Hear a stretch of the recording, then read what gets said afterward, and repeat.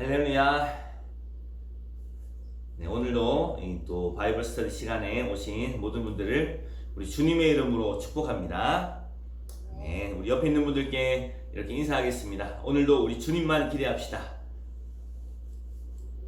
아멘. 네.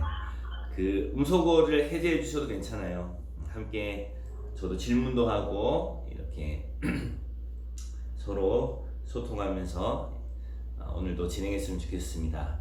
사실은 여기는 저 혼자 있거든요. 그래서 굉장히 할 때마다 굉장히 어색함이 있습니다만은 화면에 여러분들이 얼굴이 보이기 때문에 아주 참 놀라운 시대를 살아가고 있다는 생각이 듭니다. 우리 어디 있든지 이렇게 함께 또 그리스도 안에서 만날 수 있고, 아마 바울이 사역했을 당시에 이 줌이 있었더라면 복음이 아주 놀랍게 전 세계로 확장됐을 텐데, 이런 생각을 해보게 되었습니다. 그래도 줌이 없었기 때문에 바울이 서신서를 남겨놓았고, 서신을 통해서 복음이 전달되어 있었다는 것은 정말 놀라운 또 축복이 아닐 수 없습니다. 오늘은 사도행전 세 번째 시간이네요. 그리고 전체적으로는 벌써 9번째 시간이 되었습니다. 어떻게 성경을 좀 알아가시는 기쁨이 있으십니까? 네. 그리고 제가 권면해 드리는 것처럼 반드시 강의를 듣고 난 후에는 성경을 다시 읽어보셔야 합니다. 성경을 다시 읽으면서 정말 그러한가? 오늘 함께 나누게 되어질 베레아 사람들처럼 정말 그러한가? 정말 말씀이 그러한가? 정말 복음이 그러한가? 진짜 저 말이 맞는 말인가? 라는 사실을 스스로가 성경 안에서 확인하는 것이 사실은 가장 중요합니다. 그것이 아니라면 아마 대부분의 내용들은 그냥 듣고 흘러 떠내려 가게 되어지는 경우가 참 많습니다. 그래서 성령의 인도하심을 의지하여 성경을 직접 읽으면서 그 성경을 통하여서 스스로가 발견하는 것, 너무나도 중요한 이야기라고 생각이 되어집니다. 그래서 오늘도 사도행전을 계속 해 나갈 텐데요. 오늘도 이 시간이 마치고 나면 사도행전을 다시 한번, 오늘이 마지막 시간이니까 처음부터 끝까지를 쭉 읽어가면서, 이것은 다만 그 당시의 사도와 교회들에게만 국한되어진 이야기가 아니라 주 예수 그리스도를, 그러니까 복음을 받은 하나님의 나라가 우리 심령 가운데 임한 바로 교회의 이야기이며, 교회인 저와 여러분의 이야기라는 사실을 우리가 성경을 펴들고 정말 발견하게 되어지는 은혜와 축복이 있었으면 좋겠습니다. 때로는 그것이 우리 함께 찬양했던 것처럼 선택의 기로에 서게 만들 것이고, 또 때로는 어떤 결단을 해야만 하는 그런 상황 가운데로 우리를 만약에 인도하지 않는다면 우리는 사실은 너무 가볍게 진리를 대하고 있는 것일 수 있습니다. 진리의 농도대로 받는다면 반드시 우리는 참과 거짓 사이에서 결단해야 하고, 그리고 빛과 어둠 사이에서 선택하고 결단해야 하는 일들을 반드시 발견하게 될 겁니다. 왜냐하면 우리 삶 가운데는 진리가 적용되어지고 있지 않은 많은 영역들이 있기 때문이죠. 그래서 오늘도 하나님께서 말씀해 주실 때에 이것이 누군가의 2000년 전에 그 교인이 그랬더라, 바울과 선교단은 그랬더라 의 이야기가 아니라 오늘날의 교회가 그러해야 하며 교회인 저와 여러분에게 정말 하나님의 나라가 임하였는가를 함께 성령께서 말씀해 주시는 그런 시간이 되었으면 좋겠습니다. 아멘.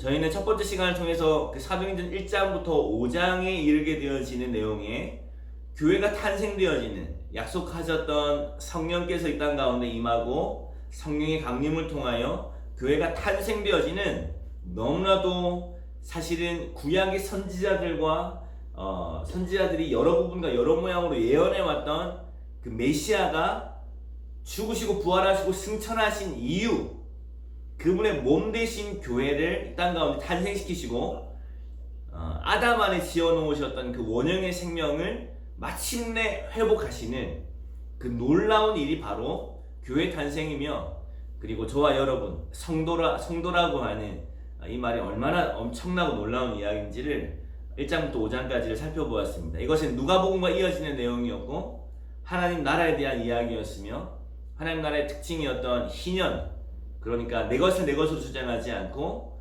하나님의 나라에 거꾸로 된 나라, 잃어버리는 것을 얻는 것이라고 생각하며 지는 것을 이기는 것이라고 생각하고 죽으면 생명을 얻게 되어지는 세상 사람으로서는 도무지 접근도 할 수 없는, 조금이라도 더 얻으려고 살아가고 있는 이 세상 사람으로서는 조금도 이해할 수 없는 잃어버리는 사람들의 이야기가 교회를 통하여서 이 땅 가운데 임하였다는 사실을 우리는 보게 되었어요.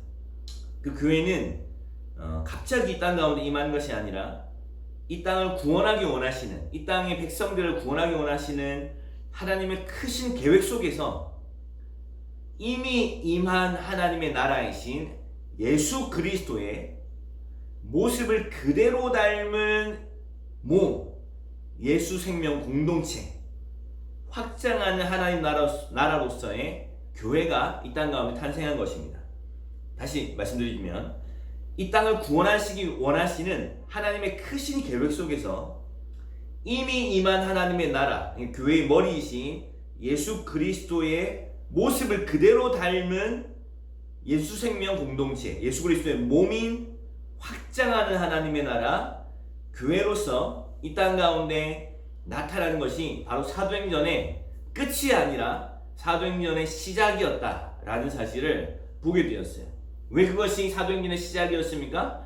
하나님은 이 몸을 통하여 일하시고 싶은 것이죠. 머리는 스스로 일할 수가 없잖아요, 그죠?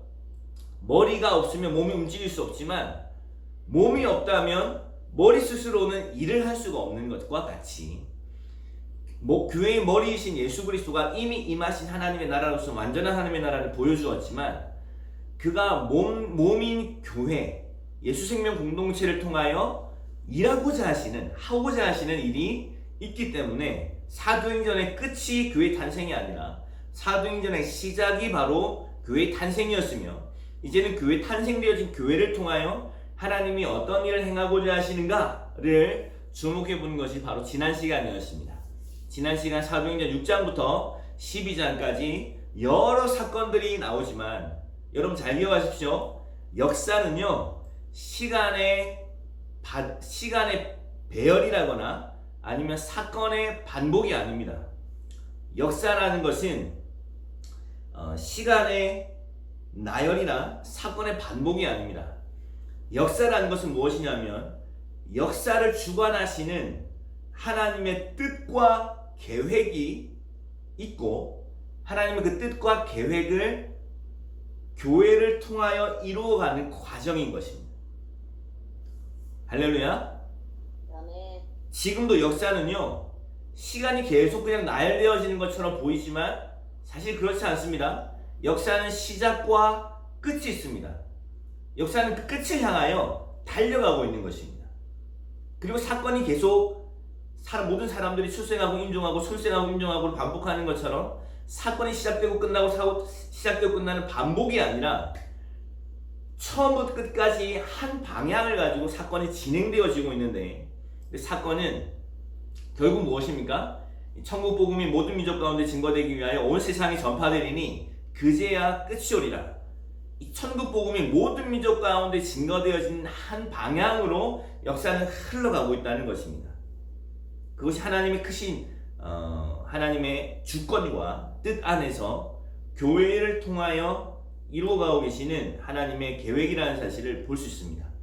그래서 사도행전 6장부터 12장에 있는 내용은요, 그냥 베드로가 치유를 일으키고 사람들이 많이 몰려왔고 스데반이 개중에 순교를 당했고 그 중에 어쩌다가 바울이 회심을 하는 이런 사건들이 다 따로 있는 게 아닌 거예요. 사실은 누가는 한 관점으로 모든 사건을 구슬이 서말이어도 꿰어야 보배인 것처럼 이 모든 사건들이 누가의 한 관점으로 꿰어지는데 그것은 무엇이냐면 13장부터 시작되어지는 유대인이 아닌 이방인의 선교를 위하여 준비하는 작업이 6장부터 12장의 내용이라는 사실을 우리는 지난주에 살펴보게 되었습니다. 헬라파 유대인들이 구주에서 빠지게 되어진 사건을 통하여 결국 사도들이 7집사를 세워야만 했으며 7집사 중에는 은혜와 성령이 충만한 한 사람 스데반이 있었고 그 스데반은 길리기아에서 온 다수 사람이었던 바울에 의하여서 세워진 거짓 증인들을 통하여 고소를 당하게 되고 7장이 그의 긴 설교와 함께 하나님의 계획하심 속에서 스데반이 첫 번째 예수 그리스도를 그대로 닮은 순교자가 되는 것입니다. 고난을 받아들이고 생명을 내어주는 하나의 미랄이 땅에 떨어지자 곧바로 놀라운 복음의 폭발적인 성장이 일어나는데 사도행전 1장 8절의 성취가 바로 사도행전 8장 1절에 예루살렘과 온 유대와 사마리아 그리고 땅끝 에디오피아 내시에게까지 복음이 확장되어진 장면을 사도행전 8장이 그리고 있습니다. 그리고 9장에는 그 이야기의 연속선상 안에서 사울이라고 하는 청년, 그러니까 사도 바울이 다메섹으로 가던 중에 회심하면서 그의 정체성을 아나니아를 통해서 하나님이 말씀해 주시는데 그의 정체성이 무엇이냐면 이방인을 위한 사도로서 그리스도의 복음을 위하여 고난받는 자라고 사도 바울의 정체성을 결정하신 것입니다. 그러니까 하나님은 이방인의 선교를 앞두고 이방인을 위한 사도를 먼저 부르신 거죠. 그리고 난 후에 10장으로 넘어가서 이 이방인의 선교를 향한 신학적 배경, 말하자면 그때 주된 세력이었던 주도권을 가지고 있었던 예루살렘 교회 안에 전체 대표격이었던 예수님의 동생이었던 야고보와 예수님의 수제자였던 베드로가 있었다면 그 베드로를 통하여 다른 말 하지 못하도록 유대인들이 핑계할 수 없도록 베드로로 하여금 직접 이방인들에게 성령이 임하게 되어지는 것을 눈으로 보게 하시는 거예요. 그 통로가 바로 베드로가 되게 하는 것입니다. 베드로는 이 사건을 기억하고 나중에 13장, 14장 1차 전도여행이 끝나고 난 다음에 예루살렘에서 이루어졌던 예루살렘 공의회가 15장에 등장하는데요. 15장에 베드로가 나와서 이 사건을 기억하면서 자신의 입을 통하여 이방인이 어떻게 성령을 받고 구원을 입었는지를 증언하는 장면이 15장에 등장하거든요. 그러니까 이 사건이 어떻게 유대인들 안에 논란이 되고 굉장히 혼돈스러울 줄을 알고 계셨던 하나님은 예루살렘 교회의 리더였던 베드로를 통하여 고넬료를 구원하신 거예요. 만약에 베드로가 아니었다면 설득력이 없었을 수 있죠. 어떤 다른 한 그리스도인에 의하여 이방인들이 구원함을 받았다면 설득력이 없었을 수 있지만 예수님의 수제자였던 베드로를 통하여 고넬료를 구원하는 일에 주님이 통로로 베드로를 사용하시면서 이방인의 구원이야말로 정말 하나님의 뜻이며 하나님의 계획이었다는 사실을 주님이 보여주고 싶으셨던 겁니다. 이 일에 사도들조차도 계속 하나님의 계획과 하나님의 뜻에 도움이 되기보다는 걸림돌이 되었다는 사실을 우리는 주목해야 됩니다. 우리의 생각과 우리의 판단과 우리의 분별은 사실 많은 경우에 하나님의 일에 도움이 된다기보다는 걸림돌이 된다는 것이 사실이지 않습니까, 여러분? 아닌가요? 그렇지만 참 놀라운 사실은 무엇이냐면 하나님이 그런 사도들을 늘 이기셨다는 거예요. 그래서 사도행전은 원래 이 제목은 사도행전이 아니라 성령행전이라고 쓰이는 것이 마땅합니다. 그래서 이 사도행전을 통하여 무엇이 궁극적으로 드러나냐면 이 땅의 교회를 향한 하나님의 뜻이 무엇인가, 이 땅의 교회의 부르심은 무엇인가가 명확하게 드러나는 책이 바로 사도행전이며, 그리고 유일한 역사서이기 때문에 또 다른 증거를 찾아볼 필요가 없어요. 사도행전이면 충분합니다. 이 땅의 교회가 무엇을 목표로 살아가야 하는지, 무엇을 위해서 존재해야 하는지 그것을 말해주고 있는 것이 바로 사도행전이죠. 그래서 6장부터 12장의 내용은 그런 13장부터 본격적으로 시작이 되는 해외 선교, 말하자면 예루살렘을 벗어난 이 선교가 어떻게 이루어질지에 대한 준비 작업이라고 이야기할 수 있습니다. 하나님의 섬세하신 준비 작업을 마치고 13장부터는 정말 하나님의 마음 중심의 교회를 통하여, 사도들을 통하여 하시고자 했던 바가 아주 강력하게 전진하는 장면을 우리는 사도행전 13장을 통해서 보게 되어지는 거죠. 여러분 사도행전 13장부터 28장까지 읽으셨습니까? 아멘 할렐루야. 네, 그 일주일이 굉장히 긴 느낌이다, 그죠? 지난주에 분명히 시간을 가졌는데 굉장히 오랜만에 만난 것 같네요. 할렐루야. 네, 그래서 제일 좋은 것은 강의를 듣자마자 바로 시간이 허락된다면 혹은 시간을 이렇게 내어서 들었던 내용을 바로 읽는 것이 이 내용을 잊어버리지 않고 이렇게 소화할 수 있는 좋은 통로가 될 거라고 생각이 되어집니다. 그래서 우리 사도행전 13장부터 28장까지를 좀 읽어오기를 부탁을 드렸는데요. 우리 13장부터 한번 보겠습니다. 사도행전 13장부터는 그러니까 이제 사도행전의 후반부가 되는 거예요.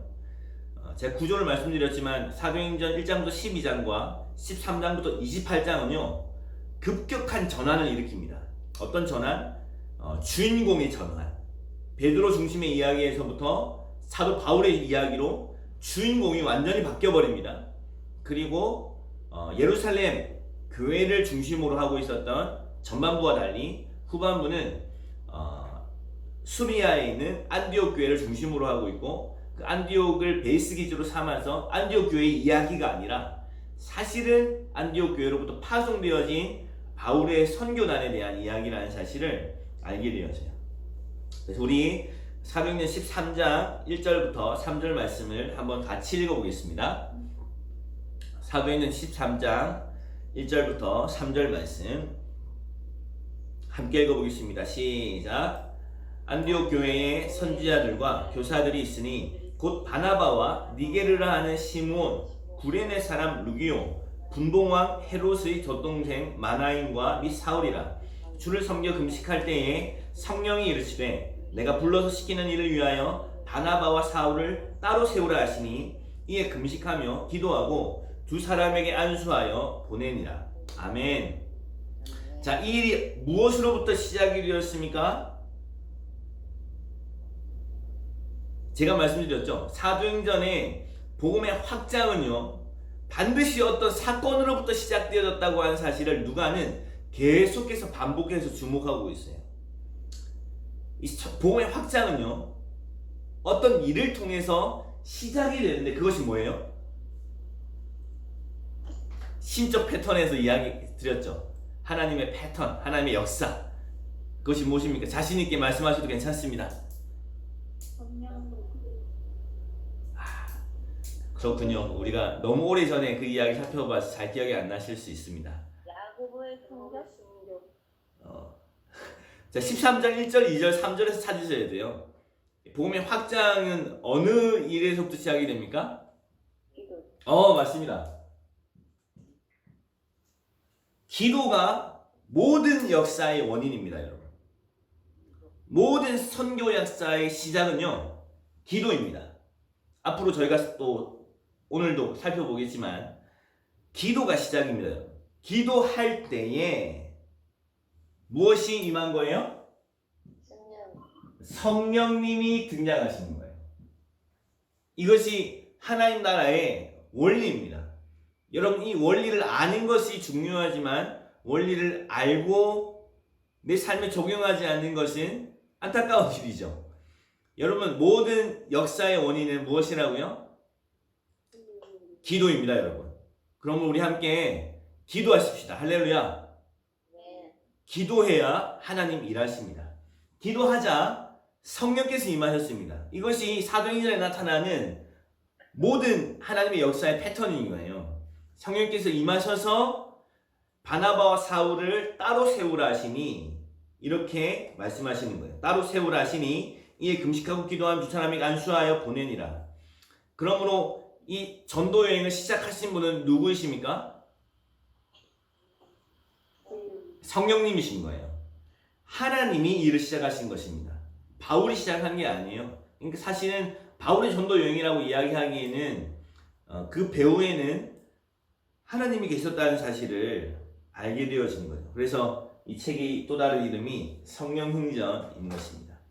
자, 우리 1차 전도 여행을 한번 살펴보겠습니다. 지난주에 지도를 잠깐 살펴보았는데 오늘은 이렇게 진행하도록 하겠습니다. 1차 전도 여행에 대한 이야기를 그리고 아주 핵심적인 내용이 무엇인지 이 전도 여행을 통해서 우리에게 주시는 메시지가 무엇인지를 살펴보고 난 후에 다시 한번 지도를 보겠습니다. 그러면은 지도를 보면서 내용을 이해하고 있기 때문에 지도가 좀 더 잘 들어오겠죠.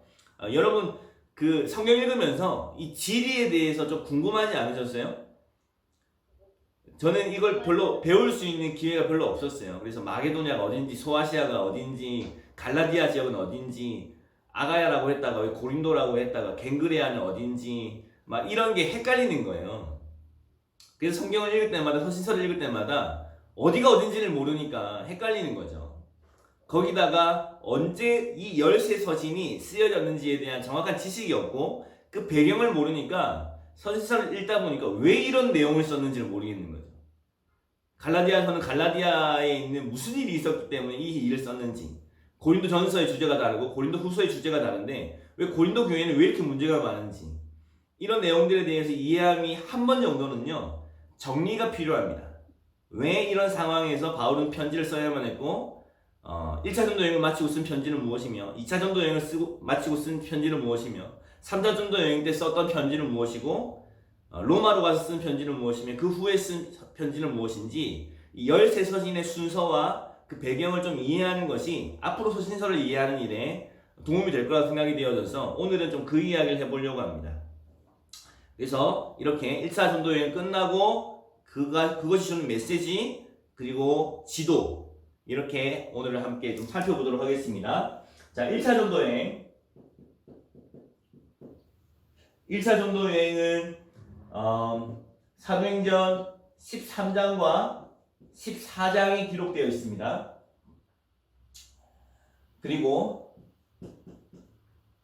AD 48년에서 50년경 기록되었습니다. 그리고 누가 떠났습니까? 우리가 함께 읽었던 것처럼 바울과 바나바가 함께 떠났습니다.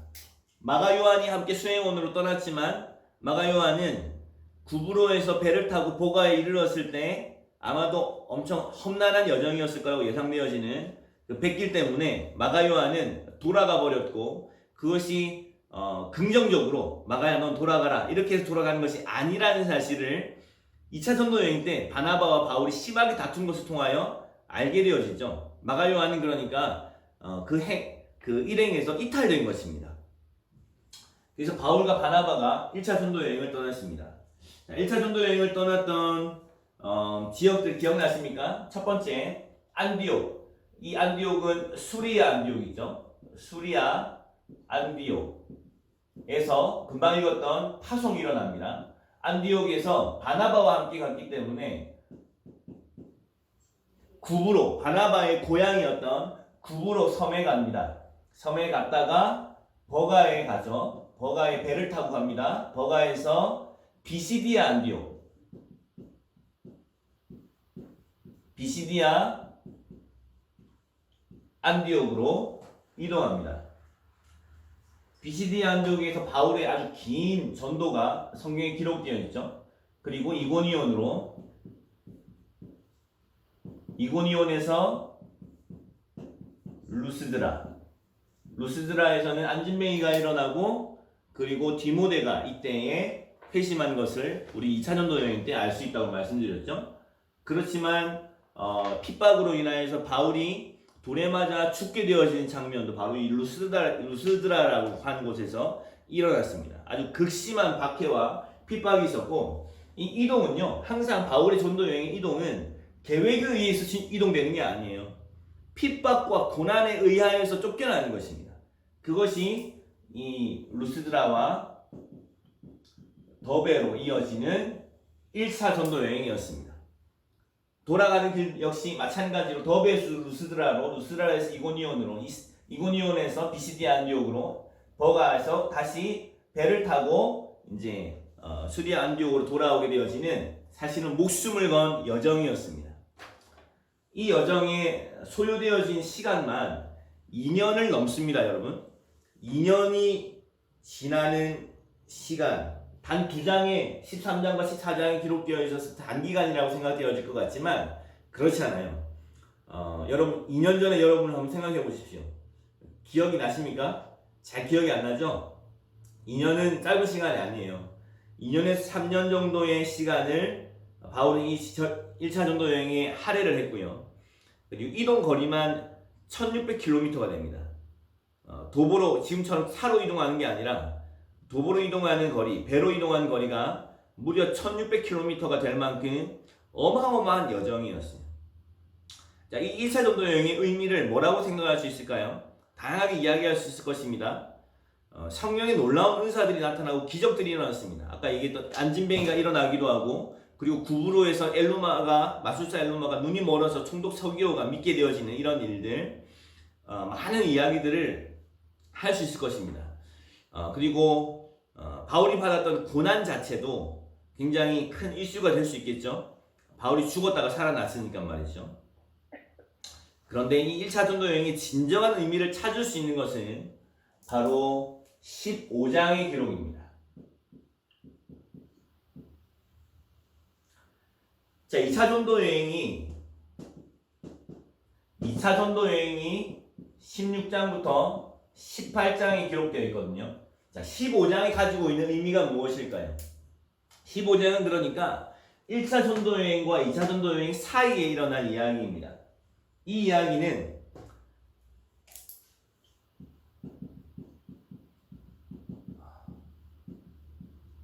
예루살렘 공의회에 관한 이야기입니다. 자, 전도 여행을 마치고 돌아왔어요. 돌아와서 14장을 한번 보겠어요. 14장 27절에 보면 그들이 이르러 교회를 모아 하나님이 함께 행하신 모든 일과 이방인들에게 믿음의 문을 여신 것을 보고했어요. 이것이 전도여행의 마지막 기록입니다. 그들이 수리아 안디옥으로 돌아와서 이방인들에게 믿음의 문이 열리고 교회가 세워졌다는 사실을 기뻐하면서 바울과 바나바가 보고를 했는데, 15장에 어떤 기록이 나오냐면 어떤 사람들이 유대로부터 내려와서 형제들을 가르치되 어떤 이야기를 하냐면, 너희가 모세의 법대로 할례를 받지 아니하면 능히 구원을 받지 못하리라. 어떤 문제가 일어났냐면요,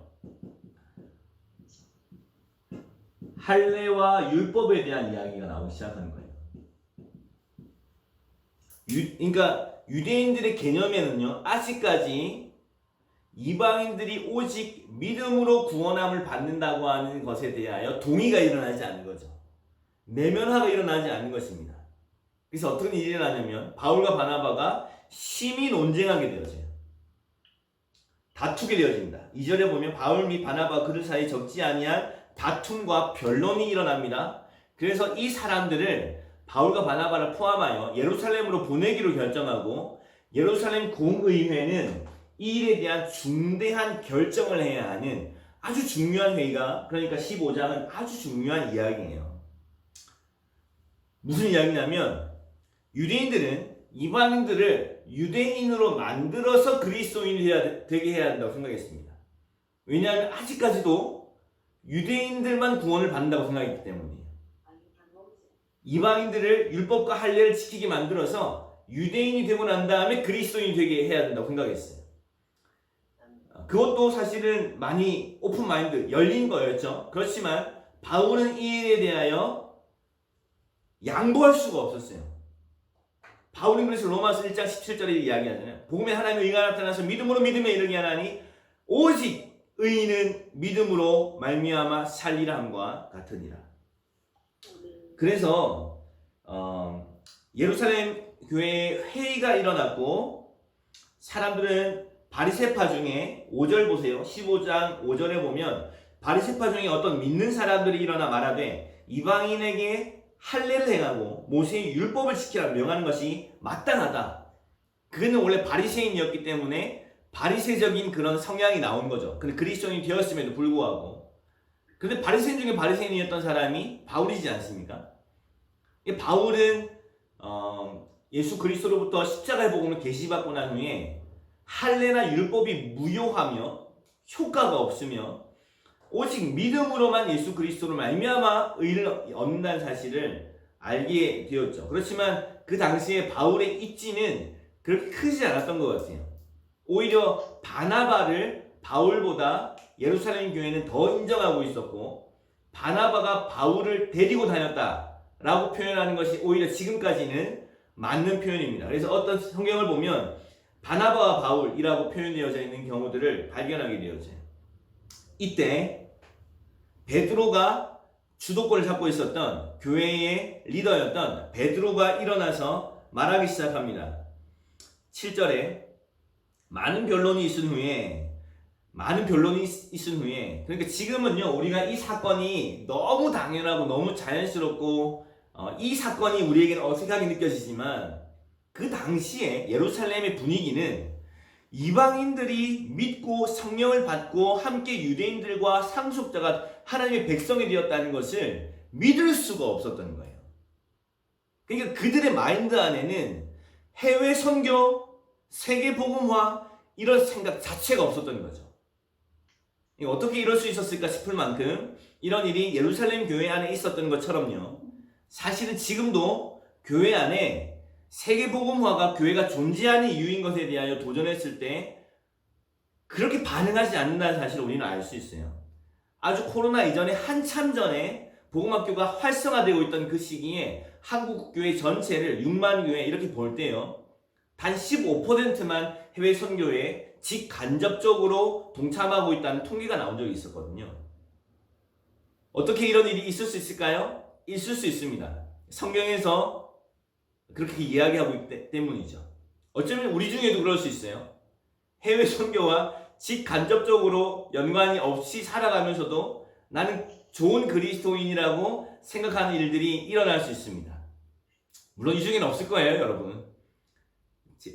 그렇죠? 왜 아무도 말씀 안 하세요? 이 중에는 없을 거예요. 이런 일이 일어났던 거예요. 그래서 베드로가 일어나서 어떤 이야기를 합니까? 7절에 보세요. 베드로가 일어나 말하되, 형제들아 너희도 알거니와 하나님이 이방인들로 내 입에서 복음의 말씀을 들어 믿게 하시려고 오래전부터 너희 가운데 나를 택하시고, 와, 이 놀라운 이야기죠. 오래전부터 나를 택하셔서 내 입으로부터 복음의 말씀을 이방인들이 믿게 하나님이 계획하셨다는 거예요. 그리고 또 마음을 아시는 하나님이 우리에게와 같이 그들에게도 성령을 주어 증언하시고 믿음으로 그들의 마음을 깨끗하게 하사 그들이 우리나 차별하지 아니하셨느니라. 그런데 지금 너희가 어찌하여 우리 조상과 우리도 능히 매지 못하던 멍에를 제자들의 목에 메어 두려느냐? 그러나 우리는 그들이 우리와 동일하게 무엇으로 구원을 받는다고요? 구원, 주 예수 은혜. 아멘. 은혜로 구원을 받는 줄을 우리가 믿는다 라고 이야기하는 아주 중요한 선언. 그러니까 해외 선교를 향하여 바울이 마음껏 질주할 수 있도록 아주 중요한 선언이 바로 이 예루살렘 공의회에서 일어나게 되는 것입니다. 그래서 이 일이 있게 되어진 계기가 무엇이냐면 23장, 14장에 있었던 1차 전도 여행을 통해서 이방인들이 믿고 교회가 세워져 버리는 바람에 어떤 식으로든 말하자면, 표현하자면 신학적인 정립이 필요했던 거예요. 예루살렘 교회 안에. 맞아, 이방인들도 유대인들과 차별하지 않으셔. 이방인들에게도 성령이 임할 수 있고 이방인들도 오직 믿음으로 말미암아 구원을 받는 거야 라고 하는 아주 정확한 정립이 되어졌던 것이 바로 이 예루살렘 공의회이고, 그것이 15장에 기록되어져 있는 것입니다. 이 선언은 지금은 너무 당연하게 여겨지는 것일지 모르겠습니다. 신약 성경이 우리에게는 너무 익숙하기 때문이죠. 그러나 그 당시 구약 성경만 가지고 있었던 이스라엘 백성에게는 충격적인 말이 아닐 수 없었습니다. 유대인과 같이 이방인도 오직 믿음으로, 오직 은혜로 성령을 받아 구원을 받는다는 일에 차별이 없다는 것입니다. 할렐루야. 이건 정말 이방인인 우리가 너무 기뻐해야 될 이야기입니다. 할렐루야. 아멘. 그리고 이 전도 여행의 결과에 대한 마침표를 예수님의 동생이시자 그리고 예루살렘 교회의 수장이었던 야고보가 이 이야기의 결론을 내립니다. 16절부터 18절에 보면요, 아모스서 9장의 말씀을 인용하는데 제가 읽어볼게요. 이후에 내가 돌아와서 다윗의 무너진 장막을 다시 지으며 또 그 허물어지는 것을 다시 지어 일으키리니 이는 그 남은 사람들과 내 이름으로 일컬음을 받는 여기를 보세요. 모든 이방인들로 주를 찾게 하려 함이라 하셨으니 즉 예로부터 이것을 알게 하시는 주의 말씀이라 함과 같으니라. 그러므로 내 의견에는 야고보의 이야기입니다. 내 의견에는 이방인 중에서 하나님께 돌아오는 자들을 괴롭게 하지 말고 우상의 더러운 것과 음행과 목매어 죽인 것과 피를 멀리하라고 편지하는 것이 옳다라고 이야기합니다. 자, 이것은 아모스서 말씀이라고 제가 말씀드렸어요. 아모스에 뭐라고 기록되어 있는 거예요?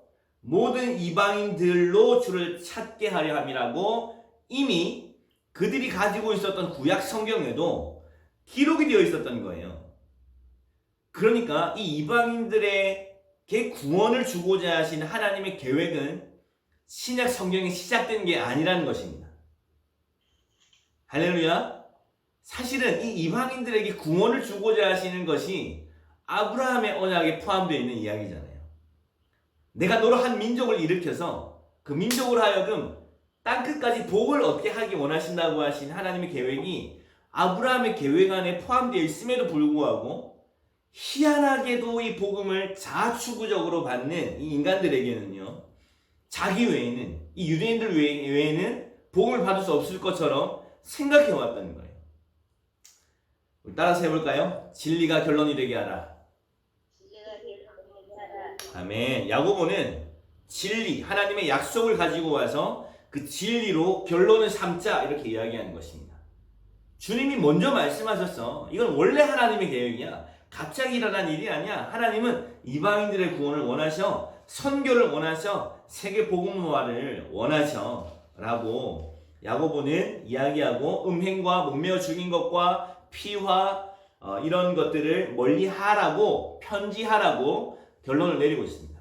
그래서 그 편지를 들고 바울과 바나바와 함께 수리아 안디옥으로 돌아왔던 사람이 누구냐면 유다와 실라였던 것입니다. 바울과 바나바, 실라, 유다가 안디옥으로 돌아와서 이 소식을 이방인들의 교회였던 안디옥 교회에 전하자 안디옥 교회는 기뻐했을까요? 슬퍼했을까요? 너무 기뻐했죠. 너무 기뻐하고 이 소식을 급하게 다시 이 갈라디아 지역에 전하고자 하는 마음이 일어나는 것입니다. 그래서 15장 36절에 보면요. 31절에 읽고 그 위로한 말을 기뻐했다 이렇게 표현되어 있죠. 31절에 그리고 36절에 며칠이 지났어요. 그리고 바울이 바나바더로 말하되 우리가 주의 말씀을 전한 각성 어딘 거예요? 우리가 주의 말씀을 전하는 각성 어딘 거예요? 1차 전도 여행을 갔었던 이 지역들인 거예요. 각성. 이 지역을 통틀어서 뭐라고 이야기한다고요? 갈라디아 지역이라고 이야기한다고요. 그러니까 1차 전도 여행을 갔던 지역들이 갈라디아 지역이었어요. 그래서 이 각성으로 다시 가서 형제들이 어떠한가 방문하자 이렇게 이야기합니다. 그래서 학자들마다 다소 차이가 있습니다만은 제가 생각했을 때도 이쪽이 좀 더 유력하지 않나 생각이 되어지는 것은 1차 전도 여행 직후 전후로 해서 작성된 것이 무엇일까요? 갈라디아서인 거예요. 갈라디아서가 1차 전도 여행 후에 그래서 이 갈라디아서의 주제가 뭐예요? 할례와 율법입니다. 할례와 율법 너희가 성령으로 시작하였다가 다시 육체로 마치려느냐? 라고 하는 아주 급하고 강한 어조 천사들이라 할지라도 다른 복음을 전한다면 저주의 저주를 받으시어다 라고 기록된 것이 바로 갈라디아서예요. 기록 연대에 대해서는 학자들마다 조금 차이가 있더라고요. 데살로니가 전서가 제일 먼저 기록되었다고 이야기하는 학자들도 있습니다만은 저는 이렇게 이야기해도 전혀 문제가 없을 거라고 생각이 되어지고 오히려 1차 전도 여행과 함께 갈라디아서 그리고 이 15장의 예루살렘 공의회의 주제 자체가 율법과 할례였기 때문에 그 편지와 그 편지가 비슷한 어떤 맥락을 가지고 있다는 점에서 이런 쪽에 좀 더 무게가 실리지 않나 하는 생각을 가지고 있습니다. 그래서 1차 전도 여행이 끝나고 난 후에 갈라디아서가 갈라디아 지역에 있는 이 1차 전도 여행에 방문했던 이런 비시디아 안디옥 이고니온 루스드라 더베 지역에 갈라디아서가 전달되어진 것으로 이해하시고 갈라디아서를 읽어보면 왜 율법과 할례가 우리를 의롭게 해주지 못하는지 오직 예수 그리스도야 하며 내가 그리스도와 함께 십자가에 못 박혔나니 그런즉 이제 내가 산 것이 아니요 오직 내 안에 그리스도께서 사신 것이라 이제 내가 육체 가운데 사는 것은 나를 사랑하사 나를 위하여 자기 자신을 버리신 하나님의 아들 믿는 믿음 안에서 사는 것이라 라고 갈라디아서의 2장 20절이 포함되어 있는 거예요. 오직 믿음이라는 사실, 오직 은혜라는 사실을 계속해서 반복해서 이야기하는 것이 바로 갈라디아서입니다. 할렐루야. 아멘. 그래서 13번째 서신 중에 가장 먼저 쓰여진 서신이 바로 갈라디아서입니다. 갈라디아서라고 이해하시면 되겠습니다. 자, 2차 전도 여행 16장에서 18장이 기록되어 있고요. AD 50년에서 53년경에 이루어졌습니다. 그리고 누구에 의해서 가게 됩니까? 이때 바울이 바나바에게 우리 각성으로 두루 다니며 우리 형제들이 어떠한가 살펴보자 라고 이야기한 것이 2차 전도 여행의 시작이었어요. 그러니까 2차 전도 여행은요 목적이 있었다고요. 목적이 무엇이었냐면 1차 전도 여행 때 세워진 교회를 돌아보는 것이었습니다. 그러나 잘 이해하십시오. 하나님의 계획은 바울의 계획과 달랐어요. 이것이 2차 전도 여행의 핵심적인 메시지예요. 우리의 계획과 하나님의 계획은 다를 수 있어요. 그래서 바나바와 바울은 심히 다투게 되어집니다. 마가 요한을 데리고 가는 문제에 대해서. 바나바는 마가 요한을 데리고 구브로로 갔고 그때 편지를 가지고 예루살렘에서 왔던 유다와 실라 중에 실라를 데리고 바울은 2차 전도 여행을 시작합니다. 그리고 여기에서부터 바울의 선교단이라고 이야기할 만한 사람들이 등장하기 시작해요. 바울과 누구죠? 바울과 실라. 그리고 바울이 어디로 가서 루스드라에 가서 누구를 데리고 갑니까? 디모데를 데리고 와요. 근데 가만히 봤더니 16장에 마게도나로 건너가게 되어질 때 우리가 라는 주어가 처음으로 등장하기 시작합니다. 그 말은 이 사도행전의 저자였던 누가가 그들과 함께 있었다는 사실을 알게 되어져요. 나중에 3차 전도 여행 가서 보면 아시겠지만 선교단이 엄청 확장됩니다. 제자들이 더 많아져요. 그러니까 바울은요 제자들을 데리고 세워진 교회를 견고하게 하는 것보다 더 중점적으로 생각했던 것이 무엇이냐면 교회를 견고하게 하려면 제자를 남겨둬야 되지 않겠습니까? 루스드라에 방문해서 루스드라에 디모데를 남겨두는 것이 아니라 루스드라에 있던 디모데를 데리고 2차 전도 여행을 갔어요.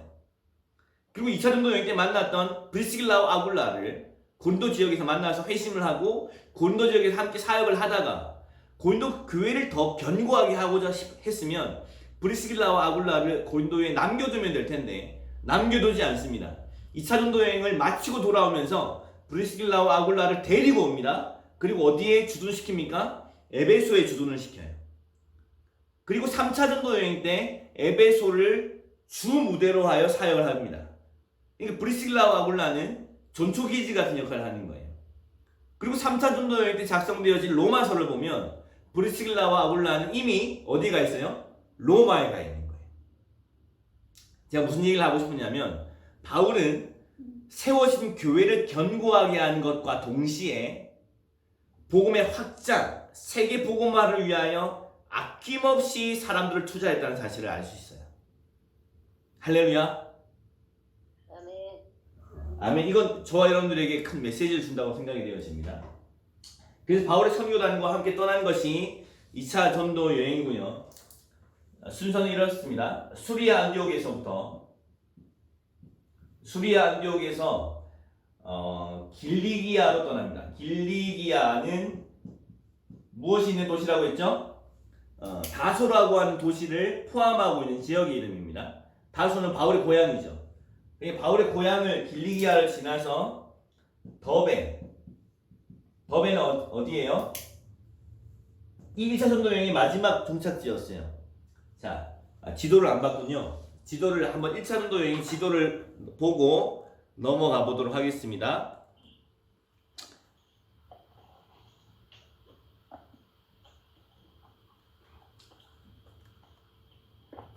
자, 1차 전도 여행입니다. 수리아 안디옥에서부터 시작되죠. 구브로로 갔습니다. 구브로는 누구의 고향이었다고요? 바나바의 고향이었다고요.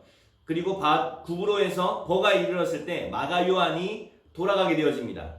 이때는 이제 바나바와 바울 두 사람이 이동하기 시작했습니다. 육로로 비시디아 안디옥에 가서 복음을 전했고 도시의 대부분의 사람들이 그 다음 안식일날 나오게 되어지는 놀라운 부흥이 일어났습니다. 그러나 핍박이 있어서 이고니온으로 이동했고 루스드라로 이동했는데 이때 안진뱅이가 일어나게 되고 돌에 맞게 되어진 일들이 일어나죠. 그리고 더베에 도망하게 되어졌습니다. 그리고 다시 돌아온 것이 1차 전도 여행입니다. 다시 더베에서 루스드라로 이고니온으로 비시디 안디옥으로 그리고 수리 안디옥으로 돌아온 것이 전도 여행입니다. 이 지역을 뭐라고 이야기한다고요? 갈라디아 지역이라고 이야기한다고요. 갈라디아 지역. 자, 2차 전도 여행은 2차 전도 여행에 대한 이야기를 끝내고 다시 한번 나눠보도록 하겠습니다. 그래서 2차 전도 여행 때 더베에서 루스드라로 그러니까 지금 서쪽으로 가고 있는 거예요. 동쪽에서 서쪽으로 루스드라로 갔다가 루스드라에서 누구를 합류시킵니까? 디모데를 합류시켜요. 디모데를 합류시키고 난 후에 이고니온 1차 전도 여행을 역으로 가는 거죠. 이번에 육로로 이동하는 거예요. 역으로 가다가 이고니온에서 부르기아로 갑니다. 그리고 갈라디아를 지나 무시아에 이르고 무시아에서 비두니아로 가고자 했으되 가지 못했어요. 비두니아로 가고자 했을 때 가지 못하고 이르게 된 곳이 트로이라고 알려져 있는 트로아에 머물게 되어집니다.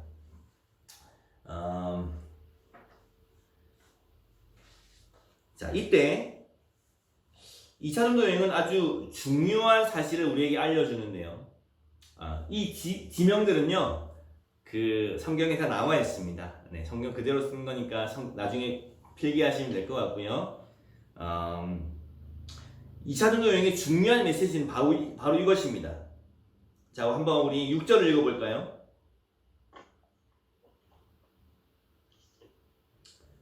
6절, 16장 6절입니다. 16장 6절 함께 읽어보겠습니다. 시작.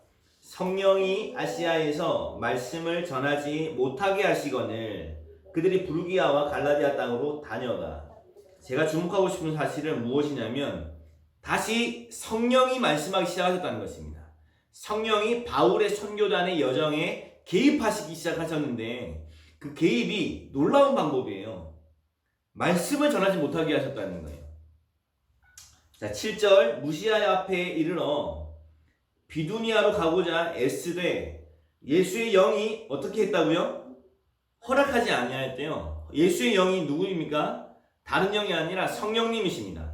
그러니까 성령님이 6절에는 말씀을 전하지 못하게 하시고 그리고 비두니아로 가고자 하는 것을 애썼지만 그러나 예수님의 영이 허락하지 않으셨다는 거예요. 자, 이 두 구절은 무엇을 이야기해주고 있습니까?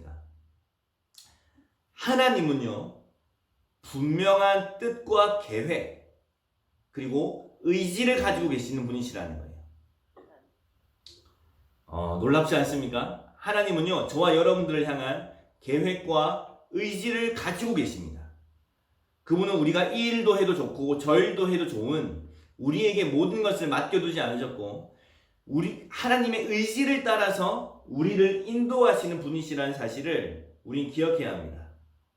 바울의 선교단에 대해서도 하나님이 허락하지 않으신 일과 허락하신 일이 분명히 존재한다는 거예요. 그 하나님의 뜻은 무엇입니까? 복음의 확장입니다.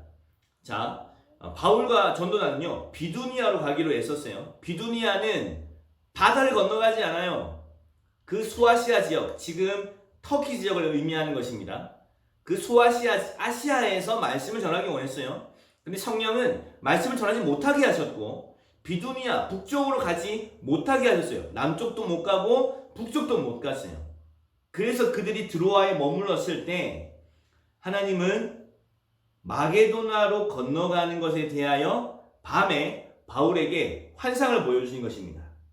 9절에 밤에 환상이 바울에게 보이니 마게도냐 사람 하나가 서서 그에게 청하여 이르되 마게도냐로 건너가서 우리를 도우라 하거늘. 바울이 그 환상을 보았을 때 우리가 곧 마게도냐로 떠나기를 힘쓰니, 자 여기 우리가 라고 하는 주어가 나오죠. 누가가 여기 포함되어 있었다는 사실을 알 수 있습니다. 우리가 곧 마게도냐로 떠나기를 힘쓰니 이는 하나님이 저 사람들에게 복음을 전하라고 우리를 부르신 줄로 인정함이로라. 하나님이 마게도냐 지역의 복음을 전하기 위해서 우리를 부르셨구나 라는 사실을 깨닫게 되는 것입니다. 자, 역사 연구를 쓴 역사학자 아놀드 토인비는 그때 드로아에서 바울을 태우고 마게도냐로 가고 있었던 그 배가 바로 유럽의 역사를 바꾸는 배였으며 유럽의 문명사의 미래를 안고 가던 배였다고 증언하고 있어요. 이건 그냥 세상의 역사학자도 인정하는 거예요. 이때 바울이 마게도냐, 그러니까 유럽으로 건너가지 않았더라면 지금의 유럽은 있을 수가 없다는 거예요. 동의가 되시면 아멘. 뭐 역사학자의 말에 동의를 하는 건 아니지만 하나님의 놀라운 섭리라는 거죠. 복음이 아시아 지역을 넘어서 지금도 터키 그 지역을 이제 아시아의 마지막이라고 본다면 유럽으로 넘어가게 되어지는 아주 중요한 일은 사람의 계획이 아니라 하나님의 계획대로 되어졌다는 사실을 우리는 인정하게 되는 것입니다. 생각해 보세요. 자, 2차 여행 때 여기서 마게도나로 건너가지 않았더라면 우리는 빌립보 교회, 데살로니가 교회, 베레아 교회, 고린도 교회, 겐그레아 교회를 다 잃었을 거예요. 그리고 그 교회에게 쓰여진 서신들을 우리는 전혀 가지지 못했을 것입니다. 할렐루야. 그러므로 우리는 우리의 계획이 분명히 있고 그것이 선하다 할지라도 바울의 계획은 악한 게 아니었어요. 죄를 짓는 게 아니었다고요. 우리의 계획이 선하다 할지라도 하나님이 말씀하실 때 부드럽게 반응해야 할 필요가 있다는 사실을 성경이 이야기해 주고 있는 것입니다. 우리의 계획이 심지어 선한 계획이라 할지라도 정말 하나님의 뜻일까? 하나님이 만약에 방향을 선회하신다면 그 선회한 방향을 따라 우리가 순종하며 나아가는 것이 얼마나 아름답고 놀라운 하나님의 열매를 맺어내는지를 우리는 보게 되어지는 거예요. 할렐루야. 아멘.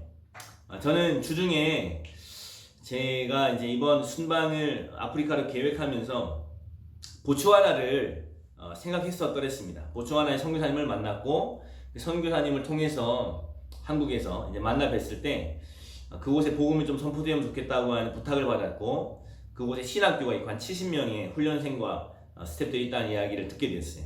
그래서 주님이 문을 열어주셨구나 하고 보츠와나로 가고자 하는 계획을 세웠습니다.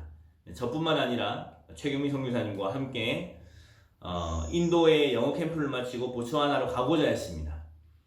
그런 계획을 선한 계획이잖아요. 정말 하나님의 뜻을 따라서 순종하려고 했는데 그래서 이제 G&A 팀이 마침 복음사관학교가 다시 이제 이번 기수부터 해외로 아울치를 보내기로 결정했고 저희 해외 지부에게 문의를 해왔기 때문에 저는 보츠와나에 그 G&A 복음사관학교 팀을 보내고 저도 인도 캠프를 마치고 함께 합류하는 아주 아름답고 선한 계획을 세웠더랬죠.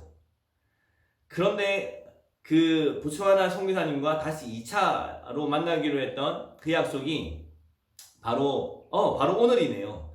오늘 사실은 서울에서 약속이 잡혀 있었어요.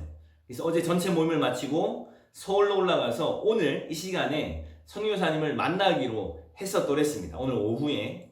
그런데 연락이 오는 거예요. 화요일날 아침에 연락이 와서 선교사님이 함께 만나기로 했던 남아공 선교사님이 코로나에 확진이 되시면서 나오실 수가 없게 되는 거예요. 그래서 약속이 취소가 됐어요. 화요일날 갑자기. 이건 어떤 의미가 있을까? 저는 분명히 하나님 안에서 선한 계획을 세운다고 세웠었는데 계획이 취소가 된 거죠. 그런데 그 화요일날 아침에 그 전화 연락을 받고 화요일날 이곳에 대구의 기도 모임에 누가 오셨냐면 콩고민주공화국의 김경희 선교사님이 방문하신 거죠. 그리고 콩고민주공화국에 대한 이야기를 함께 나누고 저희는 고린도후서 8장으로 함께 말씀 기도를 했습니다. 근데 고린도후서 8장을 묵상하고 말씀 기도를 하던 중에 하나님이 저에게 말씀을 주셨어요. 어떤 말씀을 주셨냐면 고린도후서 8장 11절에 보면 이렇게 표현되어 있습니다. 고린도후서 8장 11절에 보면 제가 읽어드릴게요. 이제는 하던 일을 성취할지니 마음에 원하던 것과 같이 완성하되 있는 대로 하라 는 말씀을 저에게 그날 말씀 기도를 통해서 주셨어요. 이 말씀은요, 저에게는 알아듣기 어려운 말씀이 아니었어요. 하던 일을 성취하고 마음에 원하던 것과 같이 완성하되 있는 대로 하라. 제가 하던 일이 있었거든요. 하던 일은 섬겨왔던 콩고 민주공화국의 공동체였고 그 공동체는 지금 건축을 하고 있고 건축이 마쳐짐과 함께 복음학교를 진행하기로 계획되어 있었던 일들이 있었던 거예요. 근데 저는 이제 보츠와나로 가고자 했던 이 두 개의 계획을 함께 할 수는 없었어요. 왜냐면 일정이 안 맞았기 때문에. 둘 중에 하나를 선택해야만 했는데 보츠와나 쪽을 선택한 쪽으로 갔다가 주님이 무언가 길을 막으시는 것 같았고 주님이 그날 이 약속의 말씀, 그래서 순방을 계획하는데 주님이 약속의 말씀을 안 주시는 거예요. 이 경민 선교사와 함께 계속 약속의 말씀을 구하고 있던 차에 이 말씀 그리고 콩고민주공화국의 상황을 더 자세하게 듣게 되어졌고 또 선교사님 안에 복음학교에 대한 갈망이 있으시고 일정이 맞지 않지만 저는 너무나도 자연스럽고 순적하게 진행되어지고 있는 보츠와나보다 콩고민주공화국을 선택해야 하는 것이 하나님의 뜻이라는 사실을 분별하게 되었습니다. 이것이 바로 그저께 있었던 일이고 어제 마음 가운데 좀 확정하게 되었고요. 오늘 이 시간을 준비하면서 더욱 그러하다는 걸 알게 되었어요. 나의 계획이 아니라 하나님의 원하시는 계획. 하나님은 콩고에 진행되었고 시작되었던 그 일을 완성하시기를 원하시는구나. 성취하시기를 원하시는구나. 라는 사실을 알게 되었습니다. 할렐루야! 그래서 콩고에서 아마 지금 계획으로는 8월 말 9월 초 정도에 복음학교의 강사님들을 좀 모시고 가서 복음학교를 진행할 계획을 가지고 있습니다. 그리고 저는 오늘 이 시간에 이 바울이 선교단을 모집하고 있었던 것처럼 저도 이 여행에 함께할 동료자들을 초대합니다. 할렐루야. 네, 너무 기쁘시죠? 네, 별로 안 기뻐 보이시는데 괜찮습니다. 이건 뭐 누구의 의무도 아닙니다. 이거는 복음을 섬길 수 있는 특권이기 때문에 또 권리이기 때문에 혹시 또 마음의 도전을 받으시고 또 기도해 보시면서 준비하실 분들은 또 기도하시면 좋겠습니다. 제가 말씀드리고 싶은 것은 사람의 계획이 아니라 저는 너무 감사했어요. 어떤 게 감사했냐면 제가 알아듣도록 하나님이 말씀해 주셨다는 사실이 너무 감격이 되었어요.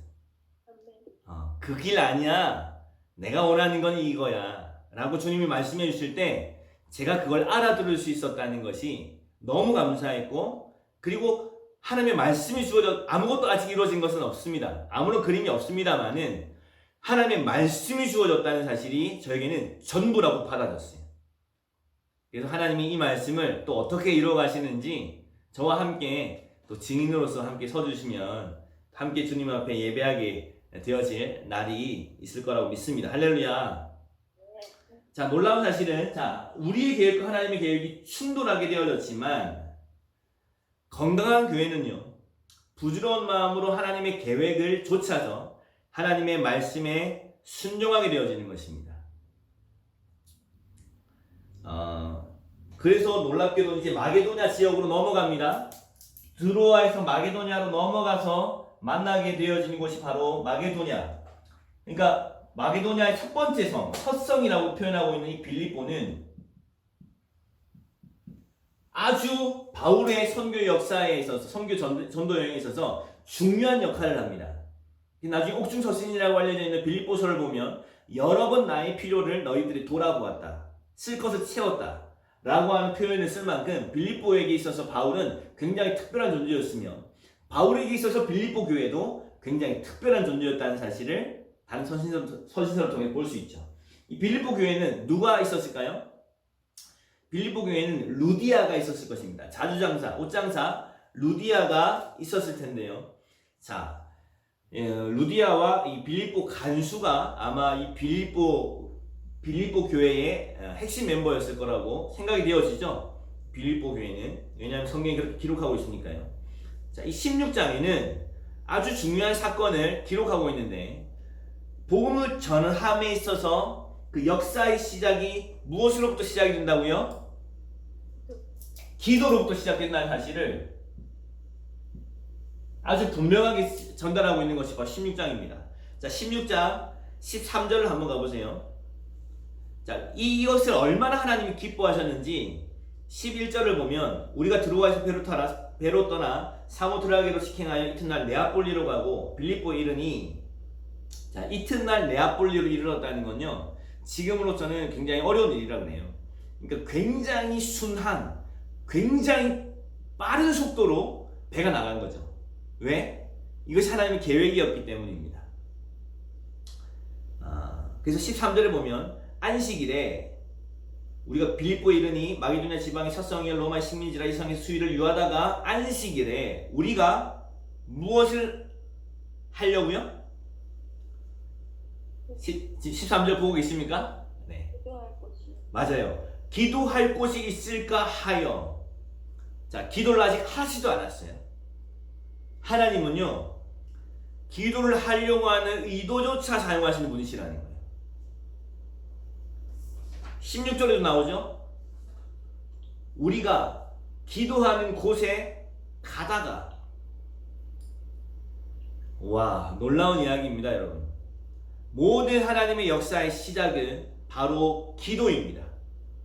심지어는 하나님은 기도를 하려고 하는 의도조차 사용하시는 분이시라는 사실을 볼 수 있게 됩니다. 25절을 보세요. 한밤중에 바울과 신라가 무엇하고? 기도하고 하나님을 찬송함에 죄수들이 듣더라. 그러니까 16장은 기도가 복음 전파의 시작이라는 사실을 변함없이 이야기해주고 있습니다. 옥에 갇혔을 때에도 기도하고 찬송하자 하나님의 역사가 지진으로 말미암아 일어나고 옥문이 열려버리는 이런 사건으로 나타나죠. 그리고 빌립보서 16장은요, 빌립보서가 아니죠. 사도행전 16장은 제가 지금 시간에 쫓겨가지고 16장은 기도와 함께 복음 전파에 무엇이 필요하다고 이야기했죠? 복음 전파는요 기도와 성도들의 고난을 통하여 복음화, 복음 선포 전도와 교회가 세워진다는 사실을 사도행전은 반복적으로 이야기하고 있습니다. 반드시 고난이 있습니다. 기도하면 성령이 임하고 복음이 전파되어지고 믿는 사람들이 나오는과 동시에 믿지 않는 사람들이 나와서 고난과 핍박이 일어납니다. 그래서 그 지역을 떠나게 되어지지만 그것은 또 다른 지역의 복음 전파로 반드시 이어지기 때문에 이것이 하나님의 크신 계획이며 디바인 패턴이라고 이야기하는 하나님의 신적인 패턴이라고 이야기할 수 있습니다. 제가 말씀드리고 있는 것처럼 이 일은요 저와 여러분들의 삶과 무관하지 않다는 것을 계속 말씀드리고 싶어요. 우리 하나님의 일을 섬기는 일에 있어서 고난은요 반드시 있을 것입니다. 그리고 기도가 모든 일의 시작이 될 것입니다. 빌립보에서 어디로 갑니까? 데살로니가로 가죠. 무엇이 이동하게 합니까? 고난이 이동하게 합니다. 데살로니가에서 베레아, 베레아에서 아덴, 그리고 아덴에서 고린도, 고린도에서 갱그레아, 갱그레아에서 에베소로 갑니다. 이거 지금 빨간색으로 표시하는 것이 자, 제가 정확하게 모르겠습니다만 이 지역을 마게도냐라고 생각하시면 될 겁니다. 마게도냐, 그리고 고린도를 아가야 지역이라고 생각하시면 됩니다. 성경에 마게도냐라고 이야기하면 그건 빌립보 교회겠구나 라고 생각하시면 별로 틀리지 않는 것 같아요. 그리고 아가야 지역에 있는 교회라고 이야기하면 그것은 고린도를 이야기하는 것입니다. 제가 다시 지도를 보면서 설명하도록 하겠습니다만은, 놀라운 사실은 빌립보에서 데살로니가로 이동했고 데살로니가에서는 새 안식일을 머물렀다고 성경이 기록하고 있어요. 새 안식일은 한 21일 정도지 않겠습니까? 3주 정도 되겠죠? 근데 극심한 핍박이 있었고 그들이 베레아로 이동하게 되었을 때 베레아에서는 너무나도 사람들이 영어 성경에 보면 젠틀하고 신사적이어서 이 바울의 말을 그대로 받고 정말 그러한가 진리를 상고했다고 성경이 기록하고 있어요. 그리고 아덴으로 이동했는데 아덴에서 바울 혼자 있습니다. 그러니까 알고 보니까 디모데와 실라는 데살로니가에 머물렀습니다.